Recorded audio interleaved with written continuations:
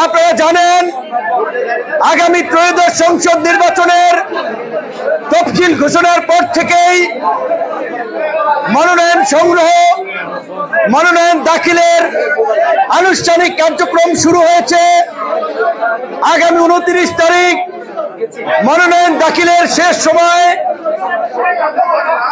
বাংলাদেশ জাতীয়তাবাদী দল বিএনপির পক্ষ থেকে ইতিমধ্যেই 300 আসনে আগামী নির্বাচনে যারা ধানের শীষ নিয়ে নির্বাচন করবেন কিংবা বিএনপির আন্দোলন সংগ্রামের মিত্র যেমন জমিয়তে উলামা আছে, তাদেরকে 4টি সিটে খেজুর গাছে ছাড় দেওয়া হয়েছে, তারা নির্বাচন করবেন। আন্দালিব রহমান পার্থ আছেন, গরুর গাড়ি নিয়ে নির্বাচন করবেন। ব্রাহ্মণবাড়িয়া 6 জুনায়েদ সাকি মাথাল মার্কা নিয়ে নির্বাচন করবেন। এরকম বিএনপির কয়েকটি দলের মিত্ররা এবং শীর্ষ নেতারা তাদের নিজের দলের মার্কায় করতেছেন। আবার যেই সিট নিয়ে রাজনৈতিক ইকুয়েশনে জয়লাভ করার ক্ষেত্রে জটিলতা দেখা দিয়েছে, সেখানে দলের শীর্ষ নেতা হওয়া সত্ত্বেও আমরা আলাপ আলোচনার মাধ্যমে ইতিমধ্যেই অনেককে ধানের শীষে নির্বাচন করার পরামর্শ দিয়েছি। সেই বিষয়ে আপনারা জানেন, ববি হাজ্জাজ ভাই, আমার দলের সাধারণ সম্পাদক রাশেদ খান, আরো কয়েকটি দলের নেতারা আছেন। তাদের ওই সিটগুলোতে তারা যদি ধানের শীষে নির্বাচন না করে কৌশলগত কারণে সমস্যা তৈরি হবে। এবং আরেকটি সমস্যা হচ্ছে, আগামীতে সংসদ হবে দ্বিকক্ষ বিশিষ্ট। আমরা ভোট করে যারা এমপি হব সেটি হচ্ছে নিম্নকক্ষ, এবং এই প্রাপ্ত ভোটের অনুপাতে উপরে উচ্চকক্ষে 100 সিটের প্রতিনিধি নির্ধারিত হবে।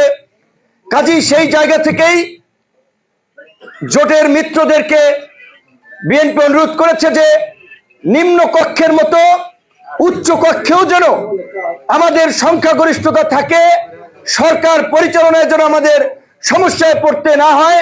সেই জন্যই অনেক মিত্র সংগঠনকেও ফর্মালিটি বা আনুষ্ঠানিকতা মেনটেন করে প্রাথমিক সদস্য পদ নিয়ে ধানের শীষে তাদেরকে মনোনয়ন বা নির্বাচন করার সিদ্ধান্ত দেওয়া হয়েছে। আর যেই সিটগুলোতে স্ব প্রতীকে জেতার সম্ভাবনা আছে সেইখানে তাদেরকে আলাপ আলোচনার মধ্যে দিয়ে সেই সিগন্যাল দেওয়া হয়েছে। আপনারা জানেন, জাতীয় নির্বাচনের আগে বড় বড় দলগুলো বিভিন্ন জরিপ করে, বিভিন্ন আন্তর্জাতিক সংস্থা দেশীয় সংস্থাকে দিয়ে। কাজী বাংলাদেশ জাতীয়তাবাদী দল মনে করেছে এইখানে ট্রাক মার্কায় নির্বাচন করলেও আমরা জয়লাভ করব। তাই বিএনপির ভারপ্রাপ্ত চেয়ারম্যান জনাব তারেক রহমান দেশি বিদেশি তার নিজের সার্ভে সমস্ত ফলাফল বিবেচনা করেই তিনি কিন্তু ট্রাক মার্কায় আমাকে এখানে সমর্থন দেওয়ার সিদ্ধান্ত নিয়েছেন। এবং আনুষ্ঠানিকভাবে তারেক রহমানের দেশে আসার পূর্বেই 23শে ডিসেম্বর আপনারা দেখেছেন বিএনপির মহাসচিব অত্যন্ত সুশিক্ষিত সজ্জন ব্যক্তিত্ব মির্জা ফখরুল ইসলাম সংবাদ সম্মেলনে কিন্তু ঘোষণা করে দিয়েছেন। তো কাজী এইখানে যে সমস্ত ভাইরা, তরুণ ভাইরা, আমি এই প্রথম একটি স্লোগান শুনেছি, একটি প্রাণবন্ত স্লোগান, এবং দল যারা করে অবশ্যই দলের প্রতি তাদের আনুগত্য থাকা প্রয়োজন, নেতার প্রতি আনুগত্য থাকার প্রয়োজন। এমনকি হাদিসেও আছে, আল্লাহ রাসূল বলেছেন যতক্ষণ পর্যন্ত আল্লাহর বিরুদ্ধে, ইসলাম ধর্মের বিরুদ্ধে না যায় ততক্ষণ পর্যন্ত নেতার আনুগত্য করার কথা বলা হয়েছে।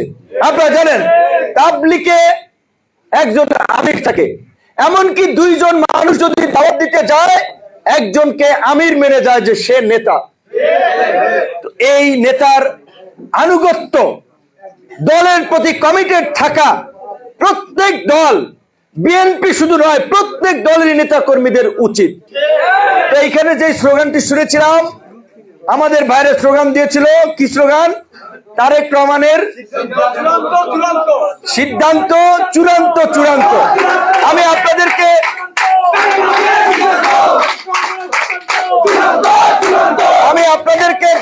জানাই যে আপনাদের এই স্লোগান যদি তারেক রহমান শুনতেন, উনি আপনাদেরকে বুকে টেনে নিতেন। আপনারা প্রত্যন্ত অঞ্চলে থাকেন, যার ফলে মিডিয়া বা বিভিন্ন ভাবে এই বক্তব্য তার কাছে পৌঁছায় না। আর দীর্ঘদিন তিনি দেশের বাইরে ছিলেন।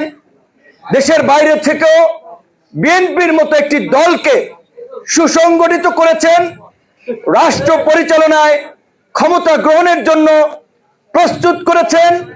এবং 5ই আগস্ট পরবর্তী শুধুমাত্র বিপ্লব গণ অভ্যুত্থান হলেই একটা দেশে পরিবর্তন হয় না, বিপ্লবের পরে প্রতি বিপ্লব হয়, অভ্যুত্থানের পরে পাল্টা অভ্যুত্থান হয়। এই 5ই আগস্টের পরে দেশের স্থিতিশীল পরিস্থিতি ধরে রাখার জন্য বিএনপির নেতা ভারপ্রাপ্ত চেয়ারম্যান জনাব তারেক রহমান দূরদৃষ্টির পরিচয় দিয়েছেন। যুগপৎ আন্দোলনের মিত্রদেরকে 5ই আগস্টের পরেও বিভিন্ন সময় গুলশান অফিসে, পল্টন অফিসে ডেকে দেশের পরিস্থিতি নিয়ে মত বিনিময় করেছেন। আপনারা দেখেছেন, আমরা শুরুর দিকে বিএনপি যা বলেছিল এই বছরের ডিসেম্বরের মধ্যে নির্বাচন, আমরা কিন্তু মিত্ররা একই লাইনে বক্তব্য দিয়েছি দেশের সামগ্রিক পরিস্থিতি বিবেচনায়। তারপরে যখন লন্ডনে প্রধান উপদেষ্টার সাথে বৈঠকে সমঝোতা হয়েছে যে ডিসেম্বরে 9 ফেব্রুয়ারিতে নির্বাচন হবে, আমরা সেটি ওয়েলকাম করেছিলাম। এবং দেশের এই জাতীয় নির্বাচনের তফসিল ঘোষণার পরে বিএনপির ভারপ্রাপ্ত চেয়ারম্যান তারেক রহমান এসেছে। আপনারা দেখেছেন ওই মঞ্চে বিএনপির স্থায়ী কমিটির সদস্যরা ছিলেন। তারপরের সারিতে যুগ্ম আহ্বায়ক যুগ্ম সাধারণ মহাসচিব শহীদুদ্দিন চৌধুরী এনি ভাই এবং সুলতান সালাউদ্দিন টুকু ভাই একই ডিবির কার্যালয়ে ছিলাম।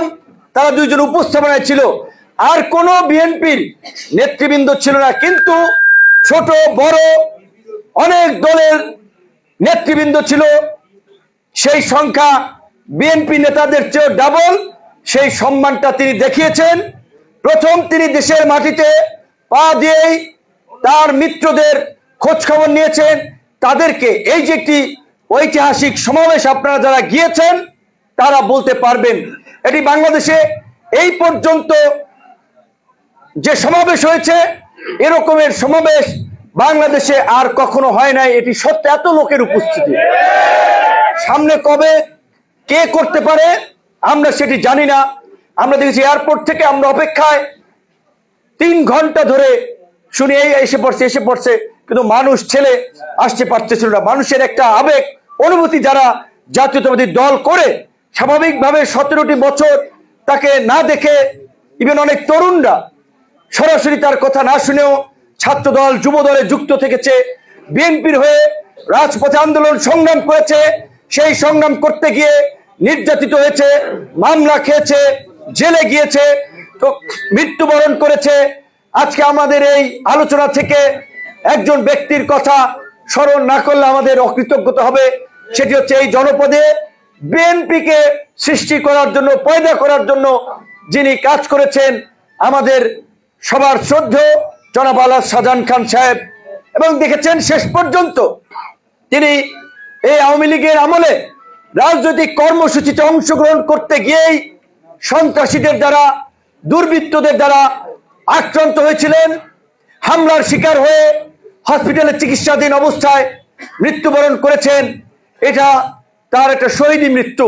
আমরা আল্লাহর কাছে প্রার্থনা করি আল্লাহ তাকে শহীদ হিসেবে কবুল করে নেক, তাকে দেশের জন্য কবুল করে নেক এবং দেশের প্রতি মানুষকে ফ্যাসিবাদ থেকে মুক্তির জন্য জাতীয়তাবাদী দলের যে লড়াই ছিল, আমরা মিত্র সংগঠনগুলো যে লড়াই করেছি, সেই লড়াইয়ের একজন শহীদ হিসেবে আল্লাহ থেকে বেহেশত নসিব করুক। একই সাথে আমাদেরকে বলতে হয়, সাবেক শিক্ষামন্ত্রী ছিলেন আপনারা জানেন, দশমিনা বাড়ি বাতেন সাহেবের আমার বাম পাশে বসে আছেন গোলাম মোস্তফা সাহেব, তাকে চিনেন, অত্যন্ত ভদ্রলোক, শিল্পপতি মানুষ। এই দলকে সুসংগঠিত করার জন্য তারও অনেক অবদান আছে, কর্মীদেরকে আগলে রাখার জন্য। ছাত্রনেতা ইখতিয়ার কবির ভাই এই অঞ্চলের গড়াচিপা দশমিনার কয়েকজন মানুষের পত্র পত্রিকায় নিউজ দেখেছেন, আন্দোলনের কারণে জেলে গিয়েছে, রিমান্ডে গিয়েছে, রেল লাইন কাটার মামলায় জেলে গিয়েছেন, মিথ্যা অস্ত্র মামলার, বোমাবাজির মামলার আসামি করেছে। বিশেষ করে আন্দোলনে ছাত্রদল যুব দলের নেতা কর্মীদেরকে গ্রেপ্তার করলে কি নির্যাতন করা হতো রিমান্ডে, সেটা আমরা এইবার গ্রেপ্তার হয়ে দেখেছি। এই জায়গাতে বলছি, আমি জানি না কবির ভাই একাধিকবার গ্রেপ্তার হয়েছে, পরিবারকে সময় দিতে পারেন নাই, ছাত্রদল করেছেন, ছাত্রদলের কেন্দ্রীয় নেতা, এখানে আরো যারা আছেন, সৌরভ ভাই, সোভান ভাই, নেসার ভাই সহ অন্যান্য বিভিন্ন পর্যায়ের নেতৃবৃন্দ নাম বলে আরো 2-4 মিনিট লাগবে সবার নাম বলতে। কাজী কার নাম? আচ্ছা, ঠিক। আমার বাবাও বিএনপির শাহজাহান খান সাহেবেরই কর্মী ছিলেন, তার সাথেই রাজনীতি করেছেন। আমার বড় ভাইও যুবদল করেছেন, এটা আপনারা জানেন। আমার ফ্যামিলি বিএনপির ফ্যামিলির, এটা আপনারা জানেন। তো আজকে এই আমি আপনাদের ভাই, কারো সন্তান, এই ঢাকা বিশ্ববিদ্যালয়ে দীর্ঘ 28 বছর পরে যখন ডাকসু নির্বাচন হয়েছে, আপনারা দেখেছেন সেই নির্বাচনে শিক্ষার্থীরা 11,000-এর অধিক সংখ্যক ভোট দিয়ে আমাকে নির্বাচিত করেছিল। কারণ তার আগে 2018 সালে মেধাবী ছাত্রদের সরকারি চাকরিতে মেধার ভিত্তিতে নিয়োগের দাবিতে যে কোটা সংস্কার আন্দোলন করেছিলাম, 2018 সালের 17 ফেব্রুয়ারি থেকে 4 অক্টোবর প্রায় 8.5 মাস আন্দোলন করেছি। সেই আন্দোলন করতে গিয়ে হামলার শিকার হয়েছি, মামলার শিকার হয়েছি, যার ফলে শিক্ষার্থীরা সেই ত্যাগ তিতিক্ষাকে মূল্যায়ন করে 2019-এর এই ডাকসু নির্বাচনে জয়লাভ করিয়েছে। এবং ঢাকা বিশ্ববিদ্যালয়ের ছাত্র নেতা এবং ছাত্রদের যেটা ধর্ম, ঐতিহাসিকভাবে যে দায়িত্ব, জাতির সমস্ত ক্রান্তি লগ্নে এই বিশ্ববিদ্যালয়ের ছাত্র শিক্ষকরা লড়াইয়ের মাঠে অগ্রণী ভূমিকা পালন করে, আমিও ঢাল তলোয়ার ছাড়া, বৃহৎ কোন শক্তির সমর্থন ছাড়াই কিন্তু ছাত্রদেরকে সংগঠিত করে আন্দোলন সংগ্রাম শুরু করেছিলাম, যার মধ্যে দিয়েই 2018 সালে তারেক রহমানের সাথে আমার পরিচয়। এবং আমি যখন 2018 সালের 30শে জুন ঢাকা বিশ্ববিদ্যালয়ের লাইব্রেরির সামনে ছাত্রলীগের গুন্ডা মাস্তানদের দ্বারা ফুটবলের মতো আক্রান্ত হয়েছিলাম, তখন তারেক রহমান ড্যাবের নেতাদেরকে দিয়ে আমার সুচিকিৎসা নিশ্চিত করেছেন, তারা পাশে থেকেছে, আমি তাদের প্রতিও কৃতজ্ঞতা প্রকাশ করি। আমাদের যে সমস্ত ভাইরা জেলে গিয়েছে, জামাত শিবিরের লোকেরা, বিএনপির লোকেরা লুঙ্গি কিনে দিয়েছে, গামছা কিনে দিয়েছে, খাবারের পয়সা দিয়েছে, কারণ তারা ছাত্র, কখনো জেলে যায় নাই। আমাদের এইভাবে সকলের সম্মিলিত প্রচেষ্টা এবং আন্দোলনের ফলে দেশ থেকে ফ্যাসিবাদ মুক্ত হয়েছে। আগামীতে যে নির্বাচন অনুষ্ঠিত হবে, এই নির্বাচন বাংলাদেশের এই পরিবর্তনকে স্থায়ী করার জন্য, জনগণের রাষ্ট্র প্রতিষ্ঠার জন্য একটি গুরুত্বপূর্ণ অধ্যায়। কেন আপনারা যদি একটা কথা বলেন, অনেকেই সোশ্যাল মিডিয়া উন্মুক্ত মাধ্যম ক্রিটিসিজম করতে পারে, সমালোচনা করতে পারে। নূর ভাইরা বলছে নতুন ধারা রাজনীতি করবে, 2টো সিটে সমঝোতা করবে না। তাহলে নূর ভাইরা কেন বিএনপির সাথে 2 সিটে গেল? প্রথম কথা হচ্ছে, বিএনপির সাথে শুধু 2 সিটে আমরা সমঝোতা হয় নাই, সময় হলে দেখবেন বিএনপি আমাদেরকে কোন জায়গায় কিভাবে মূল্যায়ন করে। আমরা তারেক রহমানকে চিনি, জানি, তিনি কথা দিলে কথা রাখেন। কাজী তার সাথে আমাদের কি কমিটমেন্ট হয়েছে, এটা তো আমরা পাবলিকলি বলবো না। 1 নম্বর হচ্ছে সেটা। 2 নম্বর কথা হচ্ছে, আমরা ওই আন্দোলন সংগ্রাম থেকেই বিএনপির শীর্ষ নেতা থেকে শুরু করে তৃণমূলের সমস্ত নেতা কর্মীদের সাথে একটা আন্তরিক সম্পর্ক, এবং আগামীতে একটা নির্বাচিত সরকার আসলেও সেই সরকারকে অস্থিতিশীল করার জন্য ছদ্মবেশে অরাজনৈতিক প্ল্যাটফর্মে নানানভাবে আন্দোলন সংগ্রাম করে দেশকে অস্থিতিশীল করবে, ক্ষমতাকে চ্যালেঞ্জ করবে, আমাদেরকে এগিয়ে যেতে দেবে না। দেশ একটা সংকটের মধ্যে পড়বে।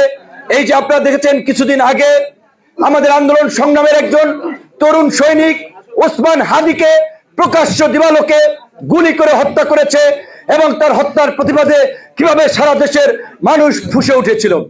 এবং ওই ঘটনাকে কেন্দ্র করে বাংলাদেশের 2টো প্রথম সারির পত্রিকা, আন্তর্জাতিকভাবেও যাদেরকে চেনে, ডেইলি স্টার, প্রথম আলো অফিস জ্বালিয়ে পুড়িয়ে দুর্বৃত্তরা, বিপদগামীরা ছাই করে দিয়েছে।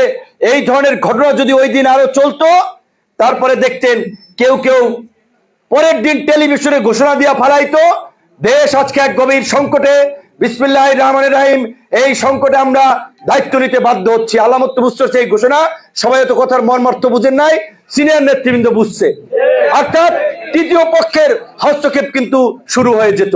বিএনপির 96 এর সরকারের শেষ দিকে জেনারেল নাসিম কু করেছিল, বিচারপতি এবং রাষ্ট্রপতি ছিল আব্দুর রহমান বিশ্বাসকে হঠাতে সেই সময় বিএনপির দেশপ্রেমিক অফিসাররা রুখে দিয়েছিল। কাজী দেশে শুধুমাত্র নির্বাচন হলেই যে সংকট কেটে যাবে সেটি নয়।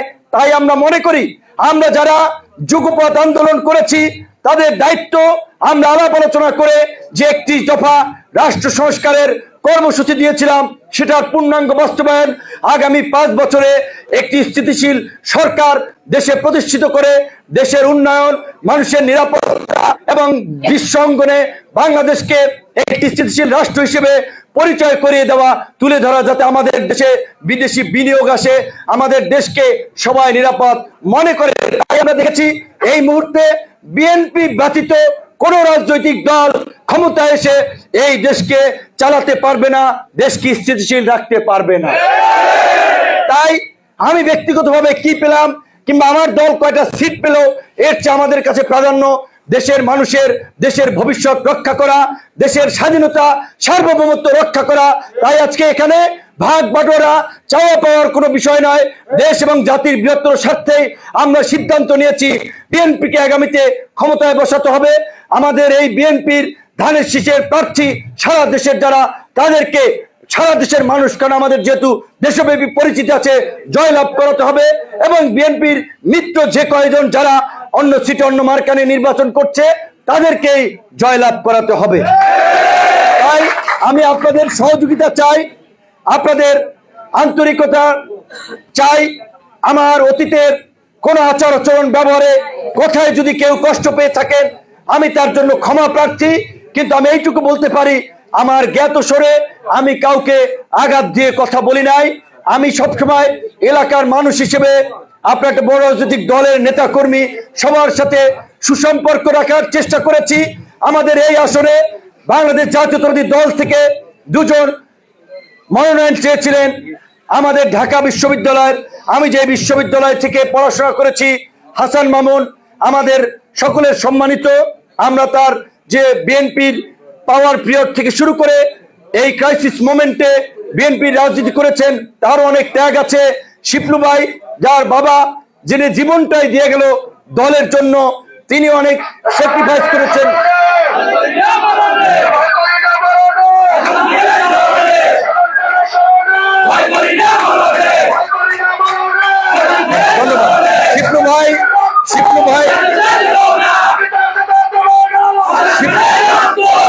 আমরা একটু শেষ করব।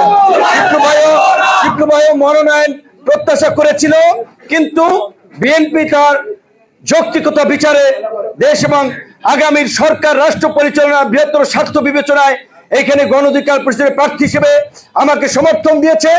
আমি তাদের মনের ব্যথা বুঝি, আমি তাদের প্রতি সমর্থন জ্ঞাপন করি, সংহতি রাখি। এবং আমি এইটুকু বলতে পারি, আমি যদি এখান থেকে নির্বাচিত হই, আপনারাই যেভাবে আগে কার্যক্রম করেছেন একইভাবে এমপির কার্যক্রমও আপনারা করবেন। কারণ আমি জাতীয় পর্যায়ে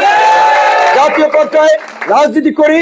আমি চাই দল মত নির্বিশেষে সকলকে নিয়েই এলাকার কার্যক্রমটা করতে, এবং বিশেষ করে আল্লাহ পাক আমাদের যে সম্মান, পরিচিতি, অবস্থান দিয়েছে সেইটাকে কাজে লাগিয়ে এই পিছিয়ে পড়া জনপদকে যদি কিছু দিতে পারি সেটাই হবে আমার জীবনের সার্থকতা। আমি পরিষ্কারভাবেই বলি, আমাকে ঢাকা থেকে নির্বাচন করার জন্য চেয়ারম্যান সাহেব বলেছিল, তখন আমি বলেছিলাম আমি ডাকসুর ভিপি হয়েছি, আমার মানুষের আল্লাহ পাক কিছু কিছু মানুষকে ক্ষমতা দেন, সুযোগ দেন অন্য মানুষের উপকার করার জন্য। তো এই চরাঞ্চল পিছিয়ে পড়া মানুষকে এগিয়ে নিতেই এই অঞ্চল থেকে আমাকে হয়তো এই সম্মানটা দিয়েছেন, জাতীয় পর্যায়ে পরিচিত করেছেন। আমার ওই এলাকার মানুষের একটা হক আছে, আমি অন্তত একটিবার ওই এলাকা থেকে এমপি হয়ে মানুষের হক পূরণ করতে চাই। এই কারণে আমি এখান থেকে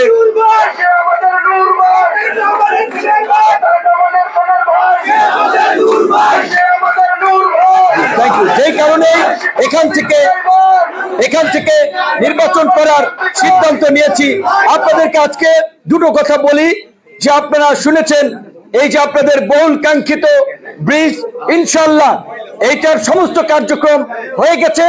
এখন খালি ওয়ার্ক অর্ডার দিবে, আর কয়েকদিনের মধ্যেই যারা প্রতিষ্ঠান কাজ পেয়েছে কাজ উদ্বোধন করবে, তাদের সাথে কথা হয়েছে জানুয়ারি মাসেই তারা এই ব্রিজ উদ্বোধন করবে। আমাদের সুযোগ ছিল বিধায় আমরা বলেছিলাম যে এটা করা দরকার হয়েছে। কিছুদিন আগে পটুয়াখালীর প্রায় 500 কোটি টাকার একটা প্রকল্প অনুমোদন হয়েছে, গ্রামীণ অবকাঠামো উন্নয়ন প্রকল্প, যার মধ্যে দিয়ে গ্রামের কাঁচা রাস্তা পাকাকরণ, আধা পাকা রাস্তা আপনার পাকাকরণ, এই ধরনের পটুয়াখালী জেলা ব্যাপী এই প্রকল্পটি আওয়ামী লীগের আমলে নেওয়া হয়েছিল। এই সরকার এসে সেটাকে রিভাইজ করার জন্য পাঠিয়েছে। অর্থাৎ আগে রাজনৈতিক সরকার বিভিন্ন প্রকল্প নিত, এমপিরা ইচ্ছা মতো করবে, এই সরকার তো নির্বাচিত সরকার না, তাই তারা ওই প্রকল্প রিভাইজ করতে চেয়েছে যে এইভাবে দেওয়া যায় কিনা। যাই হোক, সেটা আমাদের কিছু তৎপরতা এবং এই এলাকার আরেকজন মানুষ, মির্জাগঞ্জের মানুষ, অতিরিক্ত সচিব শাহজাহান ভাই, তার একটা ভূমিকা ছিল। আমরা এইটাকে এই এলাকার উন্নয়নের জন্য আমরা এইটাকে পাশ করিয়েছি। আমাদের সুবিধা ছিল মাঝখানে স্বরাষ্ট্র উপদেষ্টা, তারপরে এই ব্রিজের কাজ দেখতে এসেছিলেন প্রধান উপদেষ্টার বিশেষ সহকারী, তারা এসে দেখে গিয়েছিলেন যে এই দিকের অবস্থা খুব দুর্ভোগ, এমনকি ত্রাণ ও দুর্যোগ উপদেষ্টা।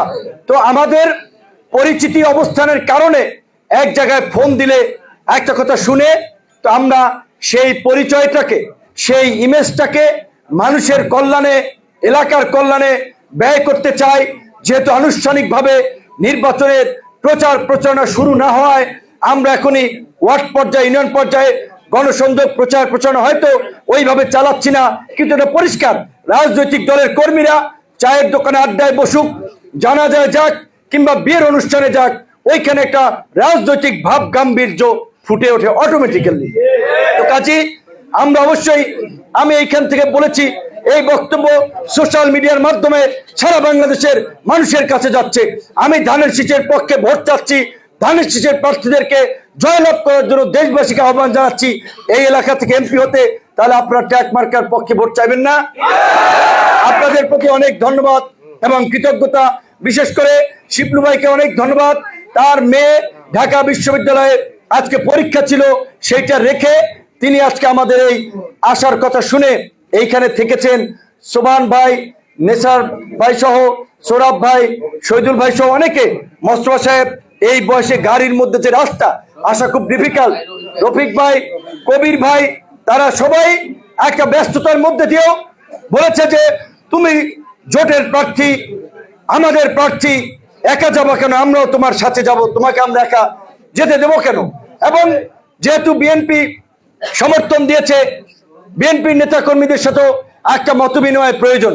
যদিও আমি এই দুই উপজেলার সভাপতি, সেক্রেটারি এবং এখানকার মনোনয়ন প্রত্যাশী হাসান মামুন ভাইকেও ফোন দিয়েছি, অনেকে ফোন রিসিভ করে নাই, কথা হয় নাই, আশা করি ভবিষ্যতে হবে।